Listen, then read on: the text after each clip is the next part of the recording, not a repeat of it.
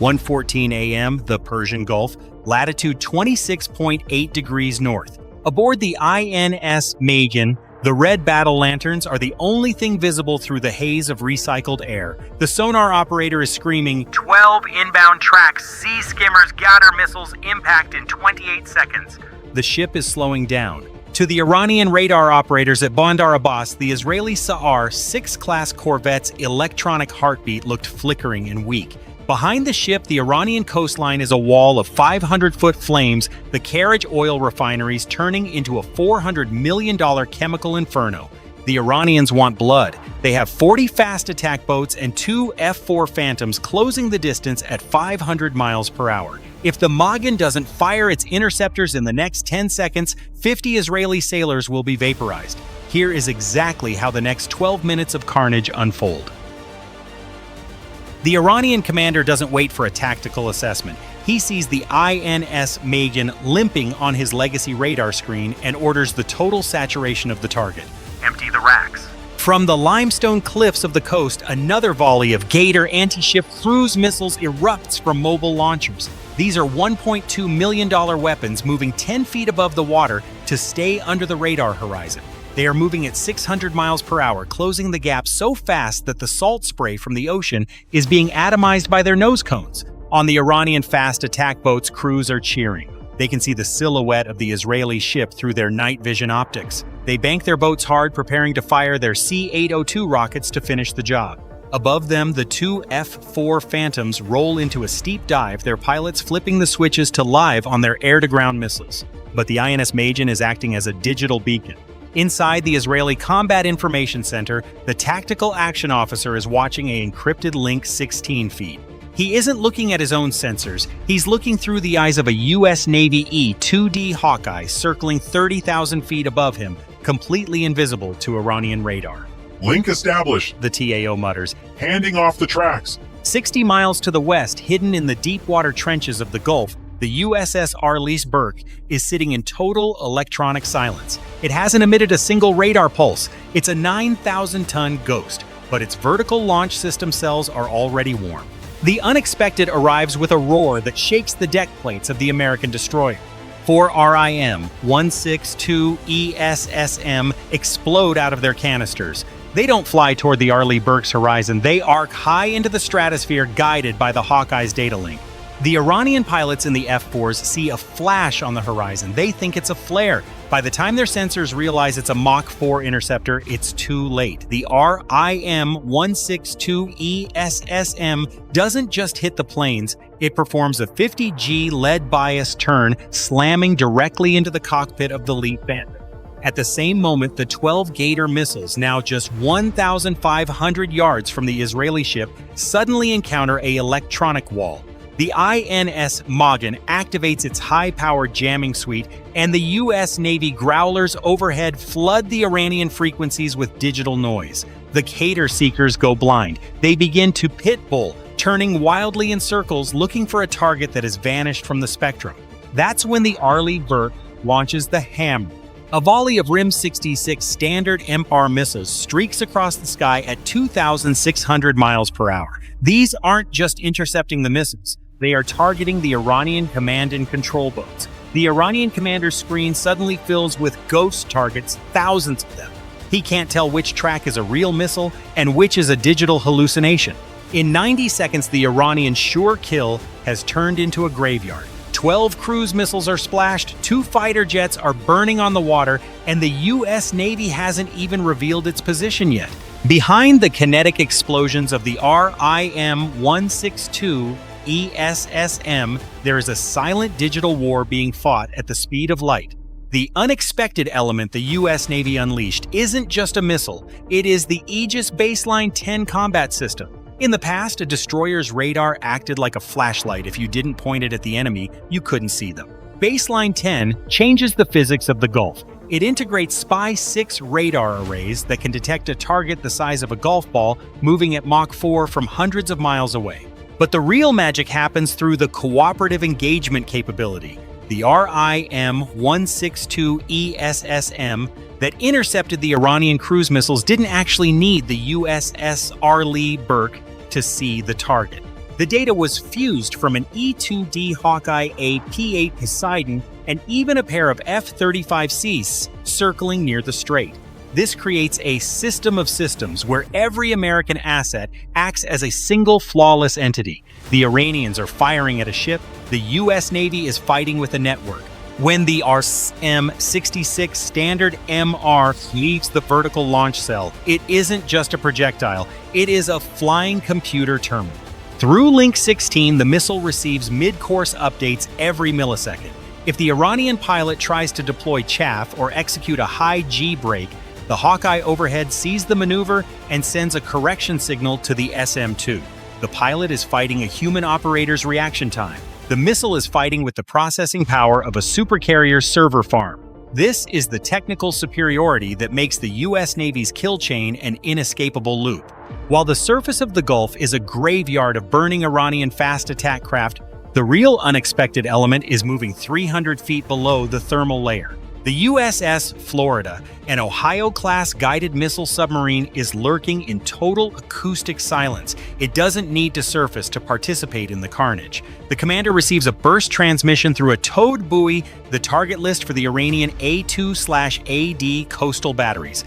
From the submarine's large-diameter launch tubes, a ripple-fire sequence begins. 7 UGM-109 Tomahawk land attack missiles break the surface of the water in a series of massive cavitation bubbles. These aren't just missiles, they are autonomous long-range drones. They immediately deploy their wings and drop to an altitude of 50 feet, hugging the jagged coastline of the Musandam Peninsula.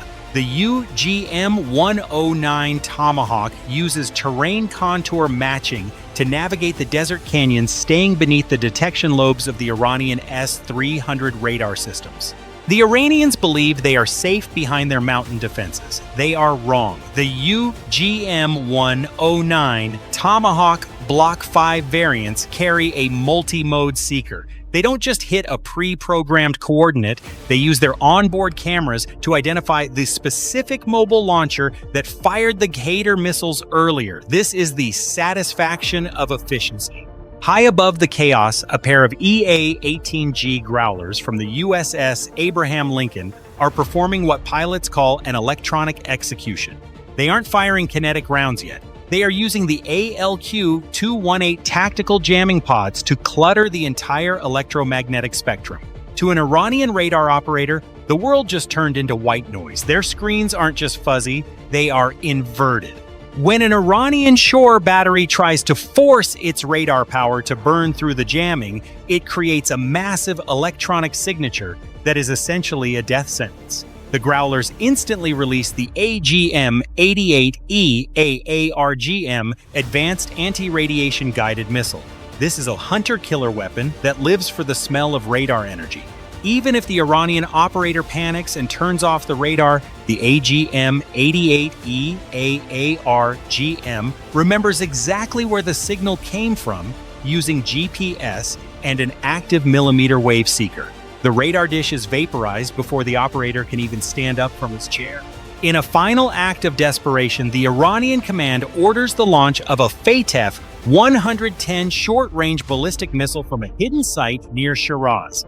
This is a heavy hitter carrying a 1,000-pound high-explosive warhead. It's designed to punch through the deck of a carrier. But the kill chain is already ahead of them. AKH-11 spy satellite detects the heat bloom of the FATEH-110 ignition in under 1.5 seconds. That data is processed in a server bank in Nevada, sent to the Aegis system on the USS Arleigh Burke, and turned into a fire control solution before the Iranian missile has even cleared the launch rail. The Arleigh Burke launches the RIM-174 Standard ERAM. This is the triple threat of the US Navy. It is the only missile in the world that can intercept air-breathing threats, surface ships, and ballistic missiles in their terminal phase. The RIM-174 SM-6 streaks into the upper atmosphere at Mach 3.5. It doesn't just hit the Fateh 110, it shreds it using a kinetic kill vehicle that turns the ballistic threat into a harmless rain of burning debris over the empty desert. The trap set by Israel and the U.S. Navy didn't start on the water, it started 500 miles up. A KH-11 Kennan reconnaissance satellite was positioned in a polar orbit directly over the Karaj refinery. While the world watched the apocalyptic fire from the ground, the KH-11's hyperspectral sensors were looking through the smoke. It wasn't just filming the fire, it was tracking the thermal bloom of every Iranian mobile missile launcher as they emerged from their hardened underground silos. This is how the BGM-109 Tomahawk strike was so precise. The satellite identified the specific heat signature of the Kalaji-K Fars ballistic missile engines as they were being fueled. That coordinate was fed directly into the BGM-109 Tomahawk's mission distribution system. The missile doesn't just fly to a map coordinate, it uses digital scene matching area correlation to compare the ground below it to satellite imagery in real time. As the BGM-109 Tomahawk approaches the target at 550 miles per hour, it isn't just a dumb bomb, it is an autonomous hunter. It can loiter over a target area for hours, waiting for the satellite to confirm the enemy has moved into the open.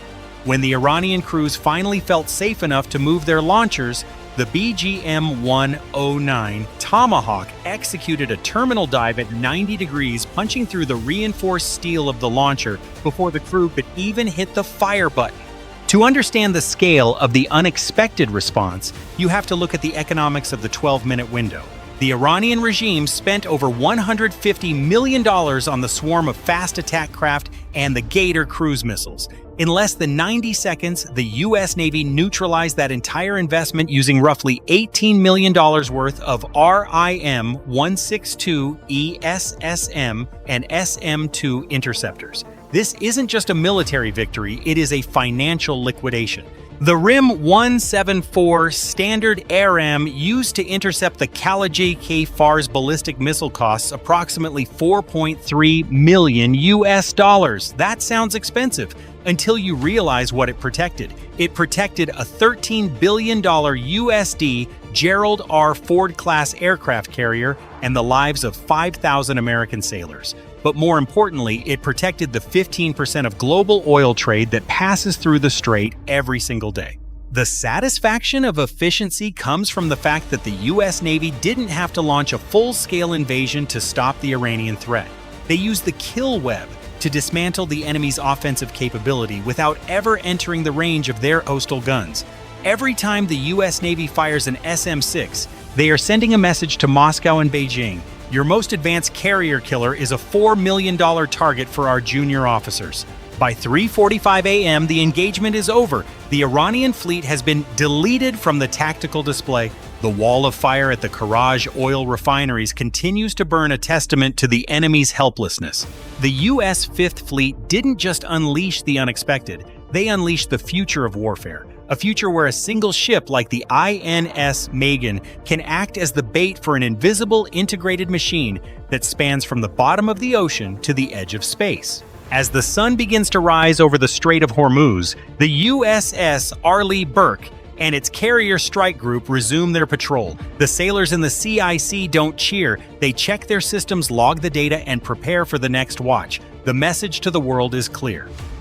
In the Persian Gulf, the rules are written by those who control the kill web. What part of this strike was the most shocking to you? Was it the precision of the SM-6 intercept or the hidden power of the Tomahawk launching submarines? Let us know in the comments. We read your tactical analyses to see how you view the future of global power. If you want to stay updated on the technical reality of modern naval dominance and see more deep dives into the kill web, make sure to hit that subscribe button and turn on notifications. We bring you the tech, the tactics, and the truth behind the headlines.